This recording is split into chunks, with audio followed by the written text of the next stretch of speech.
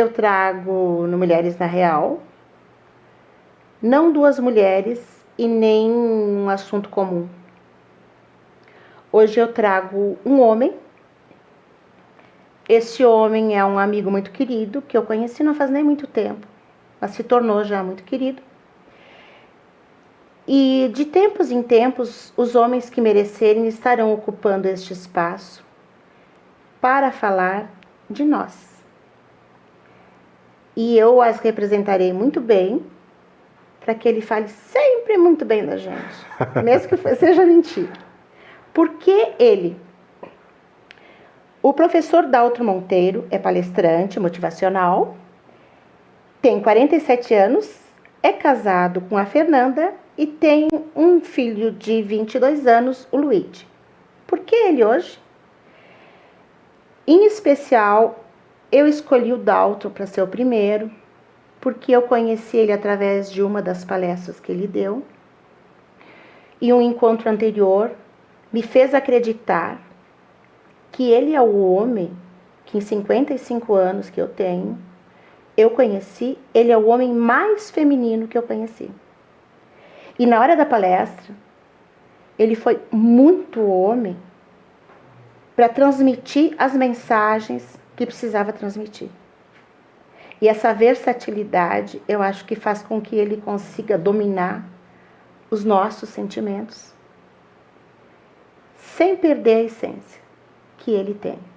E que, com o passar do tempo, foi conquistando cada vez mais conhecimento. Daltro, bem-vindo. Oi, grato pelo convite. É um prazer estar aqui na TV Cidade. Farroupilha é uma cidade que eu tenho alguns amigos, então a gente tem um carinho, um afeto diferente. Como fala um colega de palco chamado Mário Sérgio Cortella, gosto muito do professor Cortella, ele diz que quando uma pessoa é importante, a gente importa, né? A gente traz ela de fora para dentro.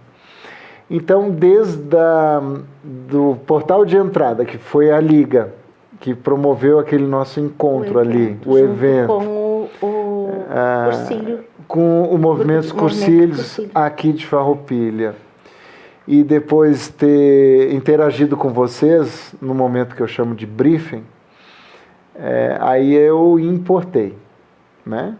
Importei, gosto muito, tenho um carinho muito grande pelo o Batalhão da Brigada Militar de Farroupilha, que eu já fiz alguns trabalhos com eles também, né, pelos projetos do Proegres deles aqui de Farroupilha. É né? um sucesso aqui. Gosto muito da corporação, gosto muito das pessoas que estão lá, né? Farroupilha, 70, 80 mil habitantes, apesar de já estar grande em alguns aspectos, a gente nota que tem uma pitada assim, acolhedora diferente da minha cidade de Porto Alegre, diferente da minha cidade dos meus pais, que é Canoas, diferente de onde que eu vivo, que é Caxias. Então isso me atrai também, né? E é um prazer estar aqui contigo também.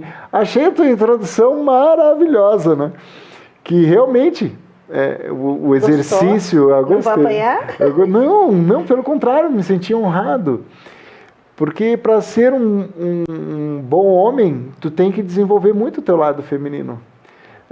O homem que ainda está na postura de rebaixar carro, de cuidar só do seu time de futebol e não olhar o seu feminino, como é que ele vai ter capacidade de cuidar do feminino que está no lado dele, né? Exatamente. E a gente já pode fazer uma introdução com o primeiro pensar. Aquela frase estúpida, que eu acho muito mal colocada, que dizem que atrás de um grande homem, uma grande mulher. Eu não sei que homem é esse, porque na minha casa a minha mulher está muito na minha frente. Eu nunca consigo estar na frente dela. E em alguns momentos ela está bem ao meu lado. Eu costumo dizer que ela está na minha frente, né? Então, atrás de um grande homem não tem uma grande mulher. O que eu acho é que a mulher está na frente, né? A mulher, ela tem o feminino tem um poder que nós nunca vamos ter. Esse poder, ele começa, que eu posso te dizer metaforicamente, com um portal. Vocês têm o dom de ter um portal para trazer uma nova vida. Então, só esse fato que a engenharia celestial lhe deu para o feminino, já denota um plus, um viés completamente diferente. Eu nunca perguntei para um homem se já sentiu vontade de parir. Nossa! Sério? Eu vi isso pelo meu filho. Né? Quando teve o rito todo de hospital e vai nascer e não vai nascer, e aquela confusão toda, e quando nasceu, o Luigi, ele nasceu ele nasceu às 3h10 da madrugada. Eu fiquei de joelhos ao lado do berço dele, né? Depois daquela coisa de tira medida, peso, limpa ele, e ele fica, né? A mãe dele eu não dei muita bola, estavam costurando ela lá, mas eu fiquei de olho nele. Eu fiquei das 13h10 até as 11 e pouco ajoelhado ao lado dele. Eu não vi a madrugada passar e a parte da manhã passar. E eu obviamente fiquei com as pernas dormentes, enfim, porque eu digo, nossa, é um pedaço, né? A gente acha que é um pedaço nosso, a gente percebe dessa forma, mas eu vi o poder de gerar um outro ser humano num útero materno. E eu pensei, pá, deve ser legal esse negócio aí, né? Não a parte da costura lá, mas a parte de fazer a gestação, a qual ativamente participei da forma como poderia ou podia, né? Essa coisa toda de ouvir música clássica, botar fone de ouvido na barriga, interagir, tudo, participei com tudo. Toda essa função. E aí, a partir também desses viés, a gente nota esse empoderamento que o feminino tem. Então, o feminino, ele é algo que todo masculino deveria desenvolver-se, né? Óbvio que nós estamos falando aqui sem nenhuma conotação sexual, muito pelo contrário, eu estou falando da sensibilidade, do afeto, do acolhimento, do empoderamento de você fazer a gestão das suas emoções, né? Porque mulher consegue fazer muito isso. O homem também. O problema, ou melhor dizendo, o desafio no meu olhar do masculino é que às vezes ele se preocupa em ser o macho alfa da história.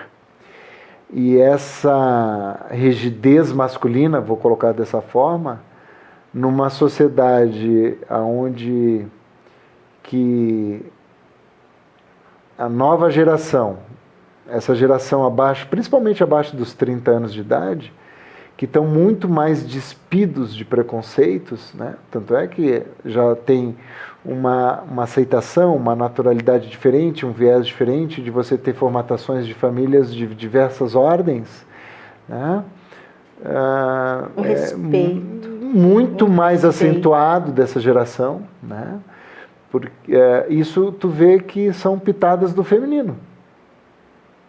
Se você perguntar para uma mãe, esse é o meu olhar como homem, eu fico imaginando, se você perguntar para uma mãe o que ela quer para o seu filho, ela de cara vai sempre me responder assim: eu quero que esse meu filho esteja feliz.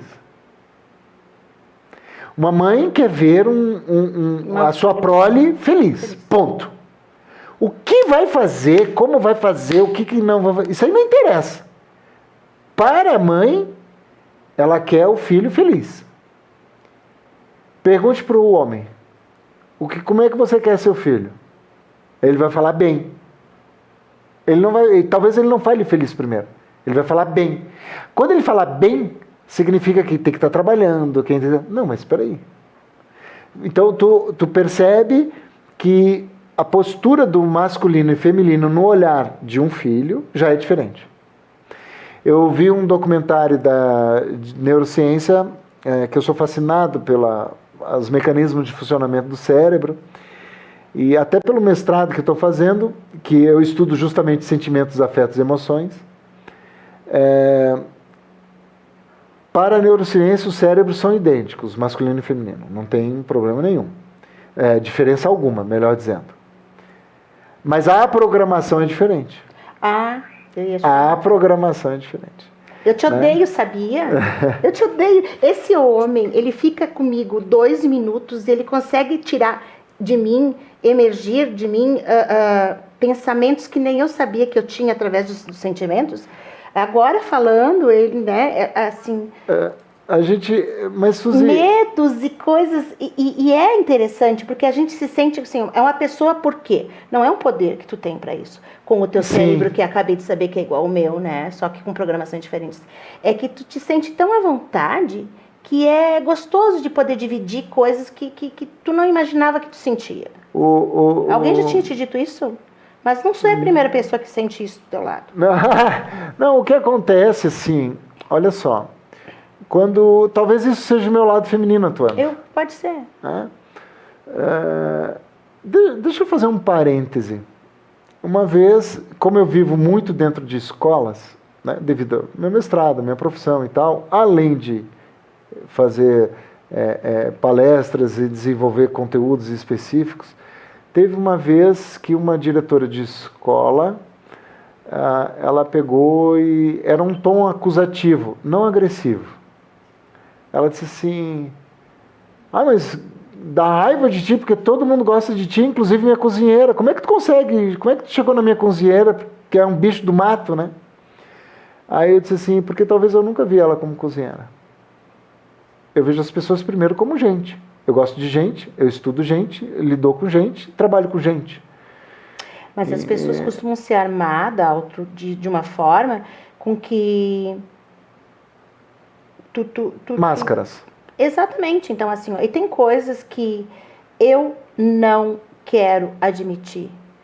Então, eu não me ouço gritos que eu tenho dentro de mim, como uma mulher, porque eu não quero ouvir. E perto de ti são muito poucas as pessoas que já aconteceu isso. Sabe? Cenas da minha vida que às vezes numa situação de um sentimento muito extremo, sabe? Emoções extremas que eu sinto, sabe? Que vem à tona frases que depois que eu falei, eu digo assim, o que eu sinto, sabe? É o que eu sinto. É assim. Me ocorre eu te ouvindo, me veio uma frase ouvindo a tua oratória agora das convenções sociais. Então, respira fundo. Vamos dar um intervalo para os nossos apoiadores culturais e já voltamos. Eu vou segurar ele aqui.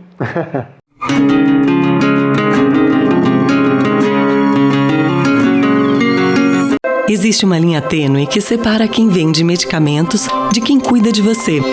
A Agafarma é uma rede de cuidados formada por profissionais que são referência em saúde, com espaços para acolher com carinho toda a família, cuidar de sua saúde com atendimento humanizado e cuidados farmacêuticos profissionais para garantir o seu bem-estar, oferecendo acesso à saúde com o cartão Agafarma, para que sua família viva sempre bem. Agafarma, cuida com o coração. Cuida com o coração. Agafarma, em Farroupilha, em 2 endereços para melhor atendê-lo. Júlio de Cacilhos, 784 e na Rua Coronel Pena de Moraes, 397.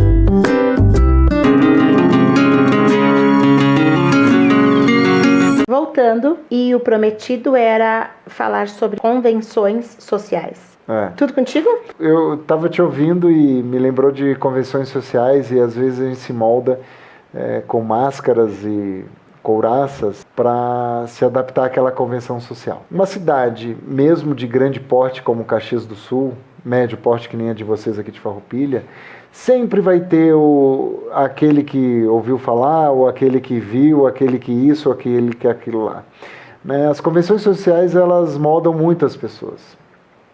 Então, isso faz com que a gente finja algumas coisas que a gente não é.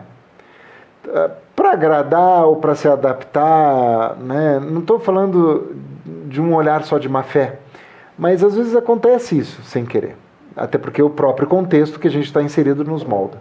Existe um autor chamado Vygotsky que ele fala isso, que o processo de aprendizado de um ser humano é moldado pelo contexto que ele está inserido, né? Então, isso entre aspas, é natural também que aconteça. Me ocorre também a tua segunda colocação, quando eu falei das formatações de programação do cérebro. Eu sempre gosto de fazer uma brincadeira, um reflexivo, já que o programa é bem feminino.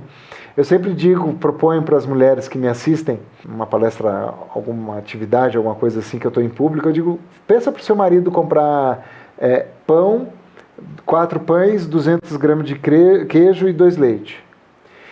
Ele não fala, mas ele sai de casa fazendo assim, ó, pão, 200 gramas, leite, pão, 200 gramas, leite, pão, 200 gramas, leite. Ele vai repetindo.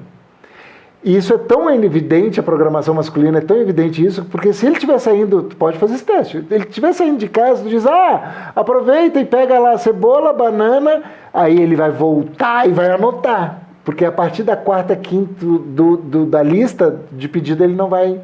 E tem mais, quando ele chega lá no armazém, geralmente acontece de ter um outro feminino bem apessoado. Aí o cérebro dele está programado para quê? Pão, 200 gramas de 200 gramas de queijo e leite. Quando ele vê o outro feminino, desprograma aquela lista de compras, pensa no feminino, aí que vem a programação do masculino, e ele pega e liga para a esposa, amor, o que era mesmo para comprar? Por quê? Porque isso é típico do cérebro masculino. Né? Essas programações, as convenções sociais, e a forma como tu tem tua postura dentro dessas ramificações, tu cria, por exemplo, a forma de tu interagir, a forma da tua personalidade e tal. As pessoas têm que compreender que as emoções são diferentes de sentimentos. São coisas distintas. Nós nascemos com algumas emoções codificadas, prontas dentro da gente. Emoções de amor, de afeto, nós sabemos isso. Quando ela vai para o lobo frontal, que é essa parte do cérebro, está tudo no miolo do cérebro. Uhum. Mas quando a gente transfere ela para frente do cérebro, a parte pré-frontal, se torna sentimentos. Quando a gente está falando de seres humanos, a gente tem que entender que é recebendo que se dá. Aí alguém vai estar nos assistindo, não, mas na Bíblia está escrito, é dando que se recebe. Calma, que Jesus quando fez isso, ele estava ensinando o exercício da compaixão. Certíssimo, tá ótimo. Agora, em farroupilha, de ordem prática, é recebendo que se dá. Como assim, professor? É simples. Como é que você quer que o outro te dê afeto se tu só deu pedrada no outro? Então, se você assistir um filme onde, por exemplo, Cidade de Deus, um clássico do brasileiro, você tem a cena final, é a molecadinha armada assumindo um novo contexto do tráfico de drogas. Eles só receberam porrada e armas, eles não têm como dar afeto porque eles não receberam afeto do lar. Eles não conhecem. Eles não conhecem o afeto. Então, isso é tão forte, tão poderoso, que a moça da cozinha que eu citei no primeiro bloco, e qualquer outra pessoa que chega em mim, eu sempre dou o afeto primeiro. Dalai Lama escreveu isso no livro A Arte da Felicidade, né? Não existe nada mais barato do que um sorriso. Então, não interessa se é o Papa que está na minha frente, ou o mendigo de rua, ou um alcoólatra, isso não me interessa. O que me interessa é o ser humano primeiro. Então, primeiro eu vou te dar ressonância do que eu quero. As pessoas não acreditam no que eu vou te falar agora, Suzy. Mas eu não volto em empresas, ou não volto em seminários de educação, eu não volto em lugares que eu dei muito afeto e não recebi. Não, eu não tenho mais tempo para isso. Entende? Se eu estou te dando afeto, e se você não pode me dar esse afeto, você que precisa de ajuda, não eu. É uma troca de energia, é uma troca de química, elétrons, tem que prótons, ter isso, entende? Então, assim, as pessoas me perguntam, mas o que tu faz lá no palco para emocionar as pessoas? Eu só conto uma história. Precisa de uma maturidade para te chegar nesse patamar. Eu achei a tua introdução linda, porque tu fizeste uma leitura interessante, porque tu me viu lá ao vivo, mas eu achei tão sensível da tua parte a forma como tu colocastes, porque na verdade assim, o transmitir uma história, ou transmitir uma ideia, ou deixar alguma coisa, se ele vai ramificado pela afetividade, eu tenho uma chance maior. É difícil eu explicar isso em palavras, mas eu sou uma pessoa que frequento muito palestra para assistir os meus colegas. E tem colegas que eu assisto e não me toca. Não me toca porque parece que ele não está vivendo o que ele está me dizendo. Agora, tem pessoas que, esse discurso aí está me sensibilizando, porque ele viveu. Vou dar um exemplo claro. Eu já fiz palestra 2 vezes com um cara chamado Almir Klink. Quando ele fala da viagem dele, quando ele fala do barco dele, quando ele fala da... Nossa, aí tu fica vidrado. Por quê? Porque ele teve uma vivência, ele não tá trazendo uma coisa do livro. Né? Quando é algo teórico. Exato, que tem que acontecer em alguns momentos. Mas não era exatamente a essência daquele momento lá da Liga. Então, discursos afetuosos, discursos, entre aspas, femininos, me deixam muito numa zona de conforto, porque eu vejo que se simboliza assim, entende? Eu tenho que ser masculino quando tenho que dar limites ao meu filho, quando eu tenho que tomar decisões pesadas que talvez a sensibilidade da minha esposa não vai deixar ela fazer isso, entende? Ou eu dar o suporte masculino para ela, porque ela é o feminino, né, da história, né? Então, isso envolve... porque tu também tem que olhar, e nós não estamos aqui denegrindo o masculino, até porque todas as instituições, historicamente, que passaram por séculos e estão vivas até hoje, se você analisar friamente com o olhar da ciência, você vai ver que essas instituições, não vou citar para não ficar uma conotação, mas vejam instituições que romperam séculos e séculos e séculos, elas se dão basicamente pelo masculino. Você não tem isso na história com o feminino. Tá? Porque aí você vai ter eu vou ter um outro olhar do feminino. Um olhar de competição, de disputa, que às vezes nós homens não temos. Mas eu também acho bom a disputa do feminino, mas é com outro viés. Então, o que eu quero dizer é o Jung, aquele símbolo que a gente vê redondo dos orientais, o preto e branco. O que é mais interessante, o budismo ensina muito nós a isso. O budismo sempre fala que o caminho do meio ele é sempre muito mais sensato e equilíbrio. Como eu sou homem e me admito homem e quero ser homem, né, eu procuro no feminino aquilo que eu acho que me falta. Da delicadeza, de ter um equilíbrio mais afetuoso. Né? Eu não preciso me empoderar como masculino e ser macho. Jamais encontraremos as perfeições, né, nos extremos, né? Que é muito difícil, é muito complicado, né? Dalai Lama, insisto nele, porque ele fala desses extremos que tu está colocando muito bem, né? Esses extremos dificilmente vão dar certo, né? O caminho do meio ele é muito mais sensato, muito mais equilibrado, né? Então, você percebe, eu procuro me perceber nisso, de não ir para um lado e nem para o outro. Agora, obviamente que tendenciosamente eu tenho que cair mais para o masculino, né? É o meu DNA. Né? Eu sou regido por testosterona, você é regido por estrógenos. Isso já me caracteriza de forma diferente, biologicamente, num olhar biológico totalmente diferente. Né? Então, a regência de um ser humano que tem mais estrógenos, ele tem mais essa coisa do empoderamento, da força, do músculo. Os estrógenos, não. Os estrógenos é muito mais pelo reprodutivo, muito mais pelo o afetuoso e tal. Isso é biológico. Né? Agora, se eu tenho esta autopercepção, eu tenho uma chance melhor de equilíbrio. Eu sei que o nosso tempo está terminando e só vou te deixar uma pergunta. É a mesma coisa, para a gente fazer o fechamento, é a mesma coisa. Quem é que nos educa a envelhecer? quem é que nos educa a envelhecer. Então, como eu não sei isso, a gente aprende na lida, né? Como se diz. Então, como eu tenho esse olhar, eu procuro olhar o feminino para aprender esse feminino enquanto seja tarde demais. Que para mim, não, eu estou vivendo agora. Então, isso para mim é mais importante. Muito obrigado. Agradeço demais. Eu que sou agradecido. A tua generosidade.